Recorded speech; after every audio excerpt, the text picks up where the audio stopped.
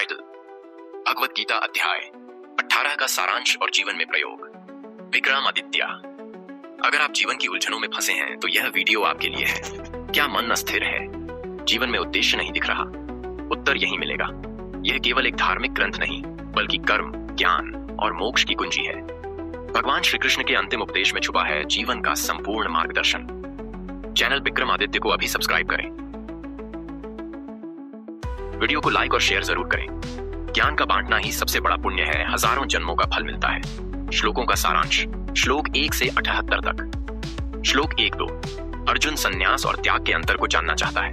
कृष्ण बताते हैं कि संन्यास का अर्थ है कर्मों के फल का त्याग और त्याग का अर्थ है कर्म में आसक्ति का त्याग। श्लोक 3 से 6।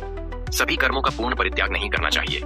यज्ञ, दान और तप ये कभी नहीं त्यागे जाने चाहिए, लेकिन इन्हें बिना फल की अपेक्षा के करना चाहिए। श्लोक 7 से 12। जो लोग भ्रमवश अपने कर्तव्यों को त्यागते हैं वे तामसिक कहलाते हैं। सात्विक त्यागी वे हैं जो बिना आसक्ति और फल की इच्छा के कर्म करते हैं। श्लोक 13 से 17। हर कार्य के 5 कारण होते हैं: शरीर, आत्मा, इंद्रियां, प्रयास और ईश्वर। कर्ता यह जान ले कि वह केवल निमित्त मात्र है। अहंकार करने वाला अज्ञानी होता है। श्लोक 18 से 19। हर क्रिया में 3 तत्व होते हैं: ज्ञान, कर्ता और कर्म। और इन तीनों के भी 3 गुण होते हैं: सात्विक, राजसिक और तामसिक। श्लोक 20 से 22। सात्विक ज्ञान वह है जो एकता देखता है, राजसिक जो भेदभाव देखता है और तामसिक जो अधूरी और असत्य धारणा रखता है। श्लोक 23 से 25। सात्विक कर्म बिना आसक्ति, द्वेष और फल की अपेक्षा के होता है। राजसिक कर्म स्वार्थपूर्ण होता है और तामसिक कर्म ज्ञान और हानि देने वाला। श्लोक 26 से 28। सात्विक कर्ता आत्मनियंत्रित, निर्भीक और सम होता है। राजसिक कर्ता फल का इच्छुक, अहंकारी होता है। तामसिक कर्ता आलसी, क्रोधित और दूसरों को पीड़ा देने वाला होता है। श्लोक 29-30। बुद्धि और दृढ़ता भी 3 प्रकार की होती हैं: सात्विक जो धर्म अधर्म को पहचानती है, राजसिक जो भ्रमित होती है, तामसिक जो अधर्म को ही धर्म मानती है। श्लोक 31 से 35। सात्विक दृढ़ता साधना, संयम और भक्ति को स्थिर करती है।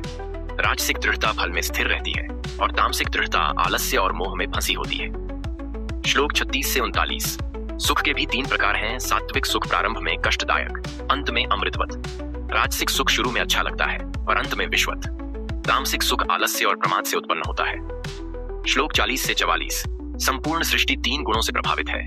समाज में कर्म और स्वभाव के अनुसार ब्राह्मण, क्षत्रिय, वैश्य और शूद्र होते हैं। यह जन्म से नहीं, गुणों और कर्म से तय होता है। श्लोक 45 से 48। हर व्यक्ति को अपने स्वधर्म का पालन करना चाहिए। अपने स्वभाव के अनुसार कर्म करना ही मोक्ष का मार्ग है। श्लोक 49 से 53। जो व्यक्ति मन, वाणी और इंद्रियों को संयमित करता है तथा आसक्तियों को त्याग देता है वही शांत और ब्रह्म को प्राप्त होता है। श्लोक 54 से 56। ब्रह्म भाव को प्राप्त व्यक्ति सभी को समान दृष्टि से देखता है और सब कर्म ईश्वर को अर्पित करता है, वही मोक्ष के योग्य होता है। श्लोक 57 से 62। श्री कृष्ण कहते हैं, मन, बुद्धि और आत्मा को मुझ में समर्पित करो, मेरे शरणागत बनो, तब तुम सभी संकटों से मुक्त हो जाओगे। श्लोक 63 से 66। कृष्ण अर्जुन को अंतिम सलाह देते हैं, यह ज्ञान गोपनीय है, सोच विचार कर निर्णय लो। अंत में कहते हैं, सर्व धर्मों को त्याग कर केवल मेरी शरण में आओ, मैं तुम्हें सब पापों से मुक्त कर दूंगा।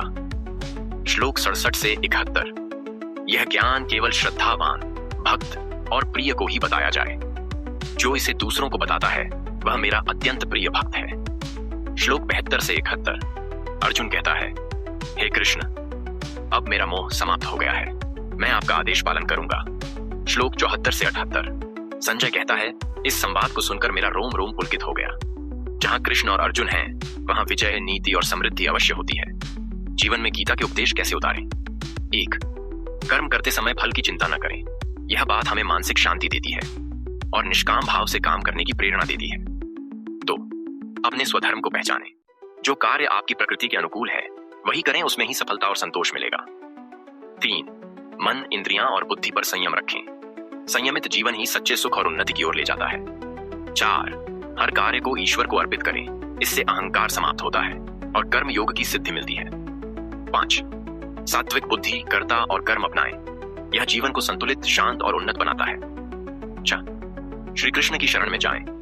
जब जीवन की दिशा न समझ आए तो अपने मन को श्री कृष्ण में लगाएं। अंतिम प्रेरणा: अगर यह वीडियो आपको उपयोगी लगा तो कृपया इसे हर जगह साझा करें। आपके एक शेयर से किसी की जिंदगी बदल सकती है, ये भी पुण्य है। चैनल विक्रमादित्य को सब्सक्राइब करें, घंटी का बटन दबाएं।